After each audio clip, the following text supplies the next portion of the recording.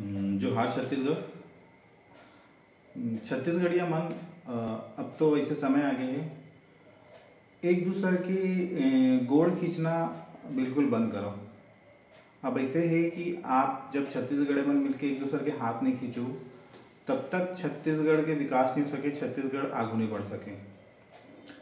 और हमन देखा था सब जगह ऐसे बहुत होते, हमन छत्तीसगढ़िया मन ही एक दूसरे ला सहयोग नहीं करन, जेकर फायदा पर प्रांत के मन और दूसर मन के मन उठाते। तो एकरे बर ये बात ला गुनाओ कि छत्तीसगढ़िया मन ला आगू बढ़ाओ, छत्तीसगढ़िया व्यापारी मन ला आगू बढ़ाओ, छत्तीसगढ़िया मनखे मन ला आगू बढ़ाओ, खास कर विशेष करके छत्तीसगढ़िया वादी मनखे मन ला चुनाओ। और ऐसने में ही सबके सहयोग से मिलजुल के सब बूता करबो तो छत्तीसगढ़ बहुत जल्दी आगू बढ़ी।